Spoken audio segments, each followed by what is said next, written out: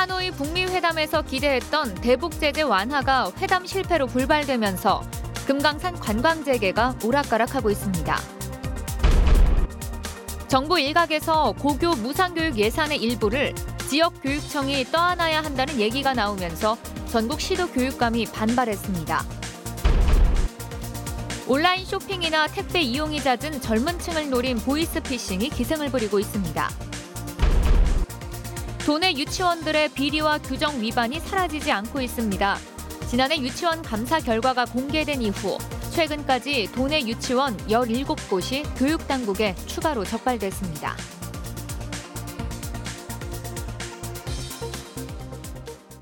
시청자 여러분 안녕하십니까? 하노이 북미 회담에서 기대했던 대북 제재 완화가 회담 실패로 불발되면서 금강산 관광 재개가 오락가락하고 있습니다.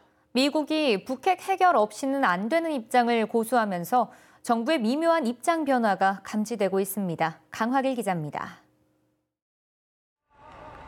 남북 관계 개선 국면에서 강원도가 가장 기대하는 것은 금강산 관광 재개입니다. 그러나 지난달 말 베트남 북미 정상회담이 실패하면서 앞날을 예측하기 힘들어졌습니다. 다만 강원도는 금강산 관광이 유엔의 대북 제재 대상이 아니라는 입장에 기대고 있습니다. 국제사회가 같이 제재를 한 게 아니고 우리 남한이 독자적으로 한 제재이기 때문에 우리가 결정하면 될 수 있겠다. 그런데 그동안 강원도와 같은 입장을 펴오던 정부의 기조에 변화가 감지되고 있습니다. 문재인 대통령은 3.1절 기념사에서 금강산 관광 재개 방안을 미국과 협의하겠다고 밝혔습니다. 한반도에서 평화경제의 시대를 열어나가겠습니다. 금강산 관광과 개성공단의 재개 방안도 미국과 협의하겠습니다. 그러나 통일부는 대북 제재 틀 안에서 가능한 방안을 찾되 북한 비핵화 등 여건 조성이 전제돼야 한다며 부정적인 입장을 밝혔습니다. 적절한 시기에 미국과도 협의를 해서 아직 본격적인 대북 협의에 나설 상황은 아니라고 생각하고 있습니다만 외교부는 더 나아가 지금 당장 추진할 상황이 아니라고 밝혔습니다. 이는 금강산 관광 재개를 탐탁치 않게 여기는 미국의 입장을 고려한 것으로 당분간 금강산 관광 재개를 논의하지 않겠다는 정부의 의지를 읽을 수 있습니다. 미국 또한 금강산 관광 재개에 대해 북핵 문제 해결 없이 남북관계 진전은 어렵다는 입장을 고수하고 있습니다. 결국 금강산 관광 재개 문제는 강원도의 의지와 상관없이 추가 북미 정상회담의 담판 없이는 풀리지 않을 것으로 보입니다. MBC 뉴스 강화길입니다. 문재인 대통령의 교육 공약이었던 고교 무상교육이 재원 마련 주체를 두고 논란에 빠졌습니다. 정부 일각에서 예산의 일부를 지역교육청이 떠안아야 한다는 얘기가 나오는 것으로 알려지자 전국 시도교육감이 반발했습니다. 이재규 기자가 보도합니다. 지난해 10월 유은혜 교육부 장관은 취임식에서 고교 무상교육을 올해부터 조기 시행하겠다고 밝혔습니다. 대통령 공약 실천을 약속한 겁니다.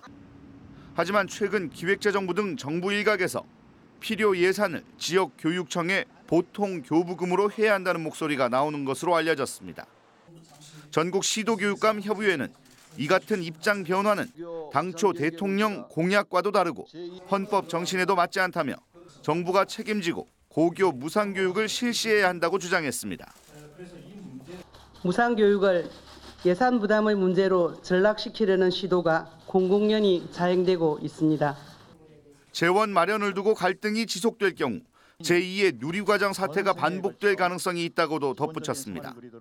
강원도의 경우 올해부터 고교 무상교육을 실시할 경우 고등학교 1, 2, 3학년 전부가 혜택을 받는 2021년까지 440억 원 이상이 들 것으로 전망됩니다. 수업료가 310억 원, 학교 운영 지원비 90억 원, 교과서 대금이 30억 원 등입니다. 만일 이 금액을 도교육청의 보통 교부금으로 사용할 경우 공기청정기 구입 등 교육 환경 개선 사업이 우선적으로 타격을 받을 가능성이 큽니다. 미세먼지 대책에 따른 체육관, 각급 학교 교실, 공기 정화장치 설치 등 교육 환경 개선에 아마 지장을 초래하리라고 예상됩니다. 빠르면 올해 2학기부터 시작되는 고교 무상교육.